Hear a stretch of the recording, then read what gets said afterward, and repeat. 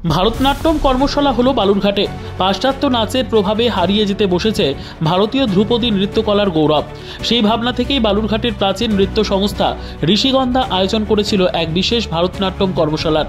3 দিন ধরে চলা এই কর্মশালায় উপস্থিত ছিলেন খ্যাতনামা নৃত্যগুরু দেবলদেব জানা। প্রায় 100 জন শিক্ষার্থী অংশ নেন এই অনুষ্ঠানে।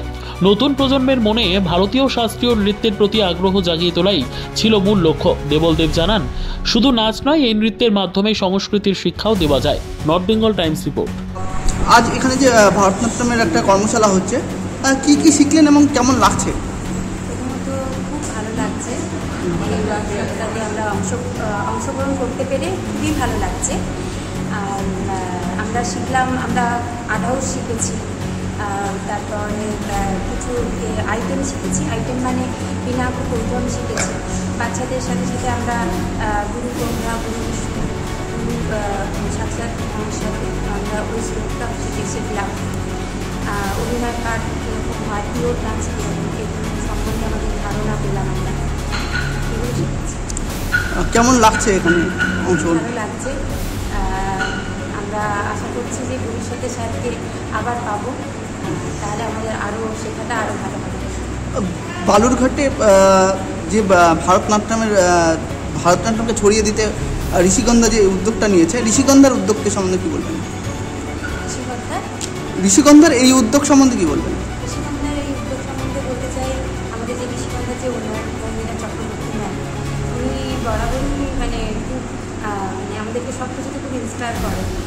আর ওনার উদ্যোগেই এই কর্মশালাটা, উনি না এ করলেন আমাদের এই কর্মশালাটা আয়োজন করতে পারতাম না।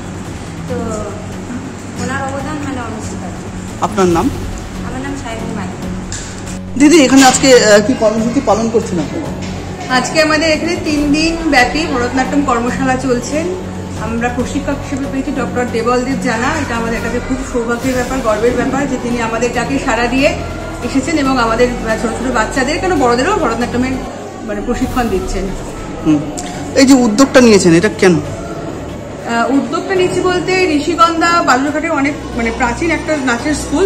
তো মেনলি আমরা ক্লাসিক্যালের ভারতনাট্যমটাই করাই এবং তার পাশাপাশি অন্যান্য নাচও করানো হয়।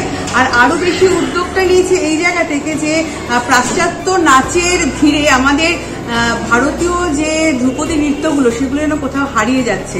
তো বালুরঘাটে খুব ভালোভাবে ওডিসি ডান্স করানো হয়, কত্থক ডান্সও করানো হয়, কিন্তু ভারতনাট্যমটার মনে হচ্ছিল একটু কম হচ্ছে। তো সেই জায়গা থেকে আজ আমরা ভারতনাট্যমটার দিকে নজর দিয়ে এবং আমরা চেষ্টা করছি আমাদের এখানকার বাচ্চাদের ভারতনাট্যম ট্রেন্ড করে তোলা। আপনার নাম? মৌমিতা চক্রবর্তী।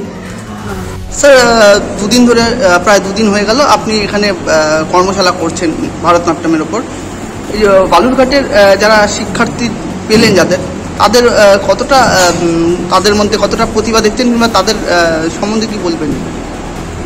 নমস্কার। বালুরঘাটে এসে আমার খুব ভালো লাগছে।